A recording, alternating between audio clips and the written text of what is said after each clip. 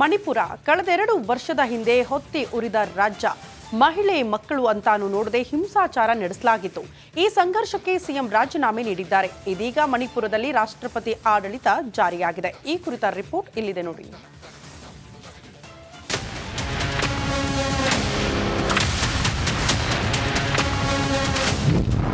CM ಸ್ಥಾನಕ್ಕೆ ಬೀರೇನ್ ಸಿಂಗ್ ರಾಜೀನಾಮೆ. ಮಣಿಪುರದಲ್ಲಿ ರಾಷ್ಟ್ರಪತಿ ಆಳ್ವಿಕೆ ಜಾರಿ.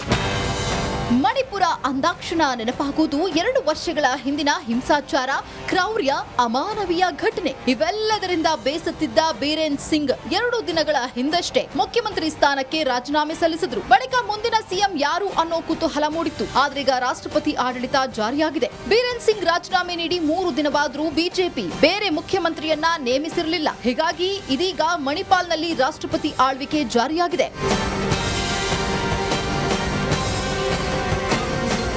ಇನ್ನು ಬೀರೇನ್ ಸಿಂಗ್ ರಾಜೀನಾಮೆ ನೀಡುವುದಕ್ಕೆ ಕಾರಣ ಏನು ಅಂತ ನೋಡುವುದಾದರೆ, ಹಿಂಸಾಚಾರದಿಂದ ಮಣಿಪುರ ರಾಜ್ಯ ಕಳೆದ 2 ವರ್ಷದಿಂದ ಹೊತ್ತಿ ಉರಿತಾ ಇದೆ. ಬಹುಸಂಖ್ಯಾತ ಮೈಥೆ ಹಾಗೂ ಕುಕ್ಕಿ ಬುಡಕಟ್ಟು ಮಧ್ಯೆ ಸಂಘರ್ಷ ದಿನದಿಂದ ದಿನಕ್ಕೆ ಹೆಚ್ಚಾಗುತ್ತಲೇ ಇತ್ತು. ಗುಡ್ಡಗಾಡು ಸಮುದಾಯಗಳ ನಡುವೆ ನಿರಂತರ ಹಿಂಸಾಚಾರ ಕಂಟ್ರೋಲ್ ಮಾಡುವಲ್ಲಿ ಸರ್ಕಾರ ವಿಫಲವಾಗಿತ್ತು. ಈ ವೇಳೆ 200ಕ್ಕೂ ಹೆಚ್ಚು ಜನರು ಬಲಿಯಾಗಿದ್ದಾರೆ. ಪರಿಶಿಷ್ಟ ವರ್ಗದ ಸ್ಥಾನಮಾನಕ್ಕೆ ಮೈಥೆ ಸಮುದಾಯ ಬೇಡಿಕೆ ಇಟ್ಟಿತ್ತು. ಹೀಗಾಗಿ ಈ ಬೇಡಿಕೆಯನ್ನ ರಾಜ್ಯ ಸರ್ಕಾರ ಕೇಂದ್ರಕ್ಕೆ ಶಿಫಾರಸು ಕಳುಹಿಸಿತ್ತು. ಹೀಗಾಗಿ ಸರ್ಕಾರದ ನಿರ್ಧಾರಕ್ಕೆ ಅಲ್ಪಸಂಖ್ಯಾತ ಕುಕ್ಕಿ ಸಮುದಾಯ ರೊಚ್ಚಿಗೆದ್ದಿತ್ತು. ಇಬ್ಬರ ನಡುವಿನ ಗಲಾಟೆ ಜನಾಂಗೀಯ ಹಿಂಸಾಚಾರಗಳಿಗೂ ಕಾರಣವಾಗಿತ್ತು. ಈ ವೇಳೆ ಹಿಂಸಾಚಾರಕ್ಕೆ ಸಿಎಂ ಬೀರೇನ್ ಸಿಂಗ್ ನೇರ ಕಾರಣ ಎಂಬ ಆರೋಪ ಸಹ ಕೇಳಿಬಂದಿತ್ತು. ಅಷ್ಟೇ ಅಲ್ಲದೆ ಸಂಸತ್ತಿನಲ್ಲಿ ಮೋದಿ ಸರ್ಕಾರಕ್ಕೂ ಹಿಂಸಾಚಾರ ತಲೆನೋವಾಗಿತ್ತು. ಬಳಿಕ ಮಣಿಪುರ ಬಿಜೆಪಿಯಲ್ಲಿ ಬಣ ಬಡಿದಾಟ ಒಂದೆಡೆಯಾದರೆ, ಸರ್ಕಾರಕ್ಕೆ ನೀಡಿದ್ದ ಬೆಂಬಲವನ್ನ ಜೆಡಿಯು ವಾಪಸ್ ಪಡೆದಿತ್ತು.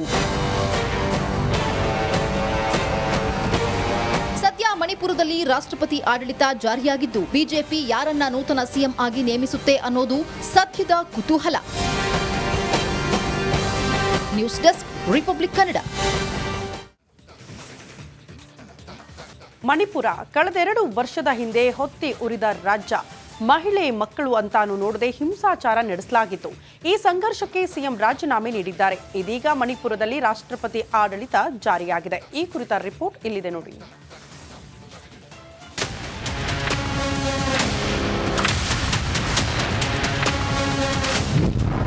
ಸಿಎಂ ಸ್ಥಾನಕ್ಕೆ ಬೀರೇನ್ ಸಿಂಗ್ ರಾಜೀನಾಮೆ.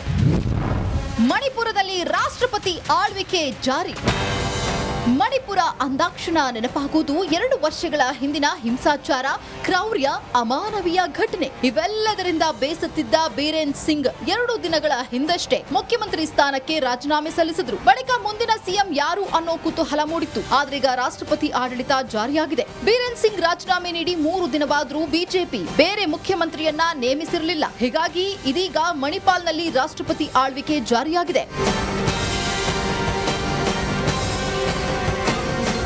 ಇನ್ನು ಬೀರೇನ್ ಸಿಂಗ್ ರಾಜೀನಾಮೆ ನೀಡುವುದಕ್ಕೆ ಕಾರಣ ಏನು ಅಂತ ನೋಡುವುದಾದರೆ, ಹಿಂಸಾಚಾರದಿಂದ ಮಣಿಪುರ ರಾಜ್ಯ ಕಳೆದ 2 ವರ್ಷದಿಂದ ಹೊತ್ತಿ ಉರಿತಾ ಇದೆ. ಬಹುಸಂಖ್ಯಾತ ಮೈಥೆ ಹಾಗೂ ಕುಕ್ಕಿ ಬುಡಕಟ್ಟು ಮಧ್ಯೆ ಸಂಘರ್ಷ ದಿನದಿಂದ ದಿನಕ್ಕೆ ಹೆಚ್ಚಾಗುತ್ತಲೇ ಇತ್ತು. ಗುಡ್ಡಗಾಡು ಸಮುದಾಯಗಳ ನಡುವೆ ನಿರಂತರ ಹಿಂಸಾಚಾರ ಕಂಟ್ರೋಲ್ ಮಾಡುವಲ್ಲಿ ಸರ್ಕಾರ ವಿಫಲವಾಗಿತ್ತು. ಈ ವೇಳೆ 200ಕ್ಕೂ ಹೆಚ್ಚು ಜನರು ಬಲಿಯಾಗಿದ್ದಾರೆ. ಪರಿಶಿಷ್ಟ ವರ್ಗದ ಸ್ಥಾನಮಾನಕ್ಕೆ ಮೈಥೆ ಸಮುದಾಯ ಬೇಡಿಕೆ ಇಟ್ಟಿತ್ತು. ಹೀಗಾಗಿ ಈ ಬೇಡಿಕೆಯನ್ನ ರಾಜ್ಯ ಸರ್ಕಾರ ಕೇಂದ್ರಕ್ಕೆ ಶಿಫಾರಸು ಕಳುಹಿಸಿತ್ತು. ಹೀಗಾಗಿ ಸರ್ಕಾರದ ನಿರ್ಧಾರಕ್ಕೆ ಅಲ್ಪಸಂಖ್ಯಾತ ಕುಕ್ಕಿ ಸಮುದಾಯ ರೊಚ್ಚಿಗೆದ್ದಿತ್ತು. ಇಬ್ಬರ ನಡುವಿನ ಗಲಾಟೆ ಜನಾಂಗೀಯ ಹಿಂಸಾಚಾರಗಳಿಗೂ ಕಾರಣವಾಗಿತ್ತು. ಈ ವೇಳೆ ಹಿಂಸಾಚಾರಕ್ಕೆ ಸಿಎಂ ಬೀರೇನ್ ಸಿಂಗ್ ನೇರ ಕಾರಣ ಎಂಬ ಆರೋಪ ಸಹ ಕೇಳಿಬಂದಿತ್ತು. ಅಷ್ಟೇ ಅಲ್ಲದೆ ಸಂಸತ್ತಿನಲ್ಲಿ ಮೋದಿ ಸರ್ಕಾರಕ್ಕೂ ಹಿಂಸಾಚಾರ ತಲೆನೋವಾಗಿತ್ತು. ಬಳಿಕ ಮಣಿಪುರ ಬಿಜೆಪಿಯಲ್ಲಿ ಬಣ ಬಡಿದಾಟ ಒಂದೆಡೆಯಾದರೆ, ಸರ್ಕಾರಕ್ಕೆ ನೀಡಿದ್ದ ಬೆಂಬಲವನ್ನ ಜೆಡಿಯು ವಾಪಸ್ ಪಡೆದಿತ್ತು. ಮಣಿಪುರದಲ್ಲಿ ರಾಷ್ಟ್ರಪತಿ ಆಡಳಿತ ಜಾರಿಯಾಗಿದ್ದು, ಬಿಜೆಪಿ ಯಾರನ್ನ ನೂತನ ಸಿಎಂ ಆಗಿ ನೇಮಿಸುತ್ತೆ ಅನ್ನೋದು ಸದ್ಯದ ಕುತೂಹಲ. News desk, republic Kannada. Manipur ಕಳೆದೆರಡು ವರ್ಷದ ಹಿಂದೆ ಹೊತ್ತಿ ಉರಿದ ರಾಜ್ಯ. ಮಹಿಳೆ ಮಕ್ಕಳು ಅಂತಾನು ನೋಡದೆ ಹಿಂಸಾಚಾರ ನಡೆಸಲಾಗಿತ್ತು. ಈ ಸಂಘರ್ಷಕ್ಕೆ ಸಿಎಂ ರಾಜೀನಾಮೆ ನೀಡಿದ್ದಾರೆ. ಇದೀಗ ಮಣಿಪುರದಲ್ಲಿ ರಾಷ್ಟ್ರಪತಿ ಆಡಳಿತ ಜಾರಿಯಾಗಿದೆ. ಈ ಕುರಿತ ರಿಪೋರ್ಟ್ ಇಲ್ಲಿದೆ ನೋಡಿ.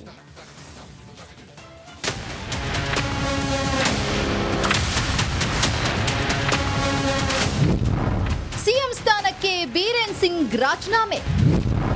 ಮಣಿಪುರದಲ್ಲಿ ರಾಷ್ಟ್ರಪತಿ ಆಳ್ವಿಕೆ ಜಾರಿ.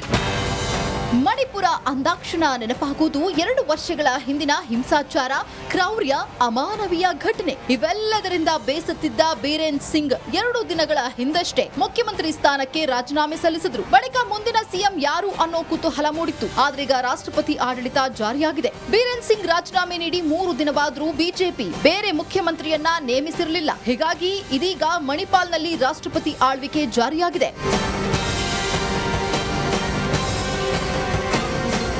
ಇನ್ನು ಬೀರೇನ್ ಸಿಂಗ್ ರಾಜೀನಾಮೆ ನೀಡುವುದಕ್ಕೆ ಕಾರಣ ಏನು ಅಂತ ನೋಡುವುದಾದರೆ, ಹಿಂಸಾಚಾರದಿಂದ ಮಣಿಪುರ ರಾಜ್ಯ ಕಳೆದ 2 ವರ್ಷದಿಂದ ಹೊತ್ತಿ ಉರಿತಾ ಇದೆ. ಬಹುಸಂಖ್ಯಾತ ಮೈಥೆ ಹಾಗೂ ಕುಕ್ಕಿ ಬುಡಕಟ್ಟು ಮಧ್ಯೆ ಸಂಘರ್ಷ ದಿನದಿಂದ ದಿನಕ್ಕೆ ಹೆಚ್ಚಾಗುತ್ತಲೇ ಇತ್ತು. ಗುಡ್ಡಗಾಡು ಸಮುದಾಯಗಳ ನಡುವೆ ನಿರಂತರ ಹಿಂಸಾಚಾರ ಕಂಟ್ರೋಲ್ ಮಾಡುವಲ್ಲಿ ಸರ್ಕಾರ ವಿಫಲವಾಗಿತ್ತು. ಈ ವೇಳೆ 200ಕ್ಕೂ ಹೆಚ್ಚು ಜನರು ಬಲಿಯಾಗಿದ್ದಾರೆ. ಪರಿಶಿಷ್ಟ ವರ್ಗದ ಸ್ಥಾನಮಾನಕ್ಕೆ ಮೈಥೆ ಸಮುದಾಯ ಬೇಡಿಕೆ ಇಟ್ಟಿತ್ತು. ಹೀಗಾಗಿ ಈ ಬೇಡಿಕೆಯನ್ನ ರಾಜ್ಯ ಸರ್ಕಾರ ಕೇಂದ್ರಕ್ಕೆ ಶಿಫಾರಸು ಕಳುಹಿಸಿತ್ತು. ಹೀಗಾಗಿ ಸರ್ಕಾರದ ನಿರ್ಧಾರಕ್ಕೆ ಅಲ್ಪಸಂಖ್ಯಾತ ಕುಕ್ಕಿ ಸಮುದಾಯ ರೊಚ್ಚಿಗೆದ್ದಿತ್ತು. ಇಬ್ಬರ ನಡುವಿನ ಗಲಾಟೆ ಜನಾಂಗೀಯ ಹಿಂಸಾಚಾರಗಳಿಗೂ ಕಾರಣವಾಗಿತ್ತು. ಈ ವೇಳೆ ಹಿಂಸಾಚಾರಕ್ಕೆ ಸಿಎಂ ಬೀರೇನ್ ಸಿಂಗ್ ನೇರ ಕಾರಣ ಎಂಬ ಆರೋಪ ಸಹ ಕೇಳಿಬಂದಿತ್ತು. ಅಷ್ಟೇ ಅಲ್ಲದೆ ಸಂಸತ್ತಿನಲ್ಲಿ ಮೋದಿ ಸರ್ಕಾರಕ್ಕೂ ಹಿಂಸಾಚಾರ ತಲೆನೋವಾಗಿತ್ತು. ಬಳಿಕ ಮಣಿಪುರ ಬಿಜೆಪಿಯಲ್ಲಿ ಬಣ ಬಡಿದಾಟ ಒಂದೆಡೆಯಾದರೆ ಸರ್ಕಾರಕ್ಕೆ ನೀಡಿದ್ದ ಬೆಂಬಲವನ್ನ ಜೆಡಿಯು ವಾಪಸ್ ಪಡೆದಿತ್ತು.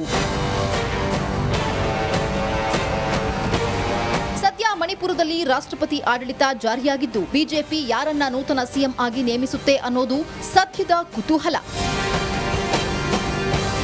News desk, republic Kannada.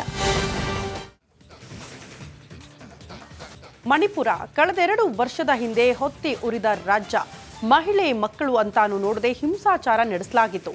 ಈ ಸಂಘರ್ಷಕ್ಕೆ ಸಿಎಂ ರಾಜೀನಾಮೆ ನೀಡಿದ್ದಾರೆ. ಇದೀಗ ಮಣಿಪುರದಲ್ಲಿ ರಾಷ್ಟ್ರಪತಿ ಆಡಳಿತ ಜಾರಿಯಾಗಿದೆ. ಈ ಕುರಿತ ರಿಪೋರ್ಟ್ ಇಲ್ಲಿದೆ ನೋಡಿ.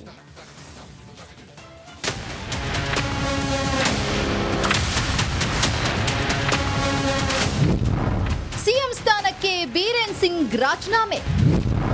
ಮಣಿಪುರದಲ್ಲಿ ರಾಷ್ಟ್ರಪತಿ ಆಳ್ವಿಕೆ ಜಾರಿ. ಮಣಿಪುರ ಅಂದಾಕ್ಷಣ ನೆನಪಾಗುವುದು 2 ವರ್ಷಗಳ ಹಿಂದಿನ ಹಿಂಸಾಚಾರ, ಕ್ರೌರ್ಯ, ಅಮಾನವೀಯ ಘಟನೆ. ಇವೆಲ್ಲದರಿಂದ ಬೇಸತ್ತಿದ್ದ ಬೀರೇನ್ ಸಿಂಗ್ 2 ದಿನಗಳ ಹಿಂದಷ್ಟೇ ಮುಖ್ಯಮಂತ್ರಿ ಸ್ಥಾನಕ್ಕೆ ರಾಜೀನಾಮೆ ಸಲ್ಲಿಸಿದ್ರು. ಬಳಿಕ ಮುಂದಿನ ಸಿಎಂ ಯಾರು ಅನ್ನೋ ಕುತೂಹಲ ಮೂಡಿತ್ತು. ಆದ್ರೀಗ ರಾಷ್ಟ್ರಪತಿ ಆಡಳಿತ ಜಾರಿಯಾಗಿದೆ. ಬೀರೇನ್ ಸಿಂಗ್ ರಾಜೀನಾಮೆ ನೀಡಿ 3 ದಿನವಾದ್ರೂ ಬಿಜೆಪಿ ಬೇರೆ ಮುಖ್ಯಮಂತ್ರಿಯನ್ನ ನೇಮಿಸಿರಲಿಲ್ಲ. ಹೀಗಾಗಿ ಇದೀಗ ಮಣಿಪಾಲ್ನಲ್ಲಿ ರಾಷ್ಟ್ರಪತಿ ಆಳ್ವಿಕೆ ಜಾರಿಯಾಗಿದೆ. ಇನ್ನು ಬೀರೇನ್ ಸಿಂಗ್ ರಾಜೀನಾಮೆ ನೀಡುವುದಕ್ಕೆ ಕಾರಣ ಏನು ಅಂತ ನೋಡುವುದಾದರೆ, ಹಿಂಸಾಚಾರದಿಂದ ಮಣಿಪುರ ರಾಜ್ಯ ಕಳೆದ 2 ವರ್ಷದಿಂದ ಹೊತ್ತಿ ಉರಿತಾ ಇದೆ.